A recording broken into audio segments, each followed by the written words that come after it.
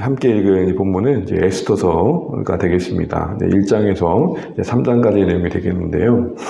에스더서는 이제 구약의 우리의 책에는 이렇게 기록되어 우리에게 볼 수 있게 되어 있지만 상당히 역사 속에서는 논쟁이 많았습니다. 다시 말해서 에스더가 성경 안에 들어올 만한 책인가라는 그런 어떤 의논들이 있었다는 것입니다. 이유는 에스더서를 여러분 이제 쭉 보시게 되겠지만 그냥 하나의 드라마 같습니다. 다시 말해서 여호와 이름이 하나도 안 나오고 또 신이라는 이름 자체도 찾기가 쉽지 않습니다. 그러니 하나님의 이름이 명시되지 않고 또 이야기 자체가 너무 또 이방 나라에서 또 이스라엘 볼 때는 금하고 있는 이방 나라의 왕과의 결혼이라는 측면에서는 조금 부정적인 면이 없지 않아 있는 것이죠. 그러나 가만히 보게 되면 이 하나님의 이름이 명시되지 않은 것조차 오늘 성경에는 어느 정도 의도성이 있다는 것을 이제 보게 됩니다. 다시 말해 명시되지 않은 하나님의 이름은 숨겨진 하나님의 손길입니다. 하나님의 섭리의 손길이 드러나지 않고 어떻게 바사 왕국 안에 있었던 유다 민족들을 보호하시고 지켰는지를 말씀하고 계신다는 거죠. 참고적으로 여러분 에스더가 에스라, 니에미야, 에스더, 니에미야 다음에 나오지만 역사적인 기록의 순서를 보게 되면 에스더는 에스라와 에스라 사이에 있습니다. 더 정확하게 말하자면 에스라 1장에서 6장까지가 1차 기한의 이야기라면 에스라 7장에서 10장까지가 2차 기한의 이야기죠. 스룹바벨과 그리고 에스라라는 지도자가 각각 기한 공동체의 리더로 이야기되어지는 그 본문 사이에, 그러니까 에스라 6장과 에스라 7장 사이에 에스더가 들어가게 됩니다. 이렇게 보면 될 것 같습니다. 에스라는 어쨌든 예루살렘에서 기한한 공동체가 어떻게 하나님의 도우심 가운데 성전을 짓고 성벽을 공동체가 재건되어진 이야기라면, 그러면 이제 남겨진 아직 옮기지 않은 예루살렘으로 오지 않은 바사 왕국 안에 있는 유다 민족에 대해서는 하나님께서 어떻게 하셨는가라는 이야기가 되는 것이죠. 그러니까 우리의 관심은 돌아온 기한 공동체에만 있지만 하나님은 아직 돌아오지 않는 자들, 남겨진 자들, 그곳에서 여전히 지내고 있는 자들에게도 하나님의 보호하심이 임하고 있다, 이렇게까지 볼 수 있는 것입니다. 특별히 오늘 본문을 읽게 되면 그런 하나님의 보이지 않는 손길이 오늘 에스더와 모르드게 그들의 생애 가운데 하나님께서 개입하고 계신 걸 보게 되는데요. 간략하게 1장을 보시게 되면은 에스더가 왕이 될 수 있었던 하나의 배경이 나오죠. 그것은 원래 왕 후에 자리에 있던 와스티가 폐위당하는 사건이 나옵니다. 거기서 이제 왕후로부터 이렇게 왕후의 자리에서 내려오게 되는 그런 계기가 되는 배경이 이야기가 나오죠. 잔치 자리에 초대했는데 왕후 아스티가 나가지 않습니다. 그래서 그걸 기회로 왕후가 폐위가 되고 2장에 보게 되면 에스더가 왕으로 등극하게 되는 계기가 마련됩니다. 그리고 3장에서는 하만이라는 사람이 자기에게 인사하지 않는 모르드게가 유대인이라는 걸 알고 유대 민족을 멸하게 되는 그런 조서를 교묘하게 왕에게 보고하면서 이제 전국에 바사가 다스린 모든 나라의 모든 곳곳에 이 조서가 하달되게 되고 유대 민족은 멸절의 위기가 처하게 된 겁니다. 그러나 이런 어떤 위기의 상황이 이제 하나님 안에서 어떻게 유대 민족들이 그걸 극복해 가는지 이야기를 보면서 하나님이 보이지 않지만 분명한 손길로 유다를 붙들고 계시다는 사실들을 다시 한번 확인하게 됩니다. 오늘 본문만 봐도요, 우리 2장 17절 한번 잠깐 보시겠습니까? 2장 17절입니다.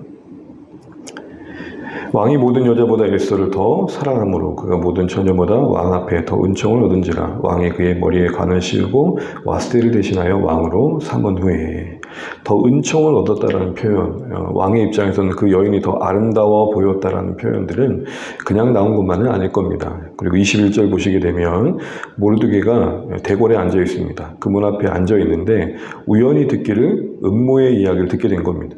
이게 왕에게 들려지는 과정에 모르드게가 왕의 역사에 기록되어져서 후에 이 사건이 또 중요한 전환의 계기가 됩니다. 그리고 한 가지만 더 보면 3장을 보시게 되면 3장 7절을 같이 한번 읽어볼까요? 3장 7절입니다. 아하수에로 왕 제12년 첫째 달 곧 니산월에 무리가 하만 앞에서 날과 달에 대하여 부르 곧 제비를 뽑아 12째 달 곧 아다로를 얻은지라. 여러분 그냥 지나칠 수 있는데요. 지금 하만이라는 사람이 어떻게 보면 언제 이 민족을 멸할까라고 뽑기를 한 거예요. 자기 나름대로는 뭔가 신에게 의탁하는 그런 거겠죠. 주술적인 거겠죠.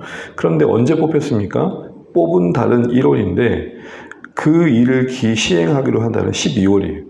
한참 뒤에 그 일을 실행하도록 뽑힌 거예요. 최대한 유다 민족에서는 그 위기로부터 자신들을 보호할 어떤 계획을 세우고 활동을 할 수 있는 시간이 벌어진 거죠. 그러니까 이렇게 곳곳에 하나님께서 숨어있는 손길로 유다 민족들이 그 위기를 지날 수 있도록 하시는 이야기들이 담겨 있습니다. 특별히 이제 보시면 알겠지만 에스더서에는 잔치가 상당히 많이 나옵니다. 한 10번의 잔치가 나와요. 그런데 여러분 에스더가 이 위기 앞에 여러분 에스더 하면 떠오르는 유명한 말이 있잖아요. 내가 이제 죽으면 죽으리라. 금식을 하잖아요. 그 금식이 뒤에 가보면 이 모든 위기가 극복되고 새로운 잔치가 됩니다. 슬픔을 기쁨으로 바꾸시는 하나님. 이제 그런 하나님의 이야기가 이 에스더서에 녹아져 있습니다. 여러분 아시는 것처럼 에스더란 말의 이름의 뜻은 별입니다. 별. 별처럼 빛나는 민족으로 다시 일으키시는 하나님의 손길을 우리가 보게 되실 겁니다. 오늘 우리는 다시 한번 이 이야기들 속에 감춰진, 숨겨진, 단 한 번도 명시되진 않지만 분명한 손길로 섭리하고 계시는 이 하나님의 손길을 상징하는 에스더 속에서 우리 인생을 해오고 다시 돌아보게 됩니다. 사실은 오늘도 우리는 에스더 속에 있지 않습니까? 오늘 하루도 우리는 일부러 성경을 펼치지 않고서는 내 눈에 하나님이라는 한자도 보기 심지가 않으실 겁니다. 그냥 바쁘게 살면 하나님을 생각하지 않고 지나는 하루가 되실 겁니다. 그런데 하나님은 보이지 않는 존재이시지만 더 분명하고 선명한 손길로 우리 한 사람과 우리 교회와 우리 인생을 주관해 가시는 분이라는 겁니다. 섭리라고 할 때는 단순히 다스린다는 개념이 아닙니다. 섭리는 거룩한 목적을 향해 끌고 가신다는 겁니다. 그 거룩한 목적이 완성되는 영원한 하나님 나라가 임하는 주의 재림의 날을 향해 모든 역사를 끌고 가고 계시고 그 역사의 큰 흐름에 우리는 한 인생으로 존재하며 이 시대 속에 사는 겁니다. 여러 모양으로 우리는 존재하죠. 그런 가정 속에 우리는 이 하나님의 손길이 분명히 보이지 않으면 흔들리기가 쉬울 것입니다. 이것을 신뢰하지 않으면 하나님의 방식으로 산다는 게 별 의미 없어 보일 것입니다. 그러나 우리는 이 분명한 하나님의 손길을 다시 한번 에스더 속에서 확인하면서 놀라운 반전을 일으키셔서 금식을 잔치로 만드시는 이 하나님을 우리가 우리의 삶에서 기대하며 경험해 가면 좋겠다 싶은 생각들을 해보게 됩니다. 섭리 안에서 목적하심을 따라 우리 인생의 온갖 것들을 의미 없지 않게 하시고 그 일이 일어났기 때문에 더 큰 것들을 만들어 가시는, 더 귀한 것들을 빚어가시는 우리 하나님의 섭리를 어떤 상황과 형편에서도 바라보면서 우리 개인적으로든 우리 공동체적으로든 이 하나님의 섭리가 더 선명하게 바라봤으면 좋겠습니다. 잊지 마십시오. 에스더서에는 한 번도 하나님의 이름이 등장하지 않습니다. 그러나 어느 성경보다도 더 선명하게 이스라엘을 도우십니다. 숨겨진 하나님의 손길, 그것을 상징하고 있다는 거 다시 한번 기억하시면서 예수를 통해서 우리에게 주신 위로와 또 격려를 누려가시기를 간절히 소망합니다. 기도하겠습니다.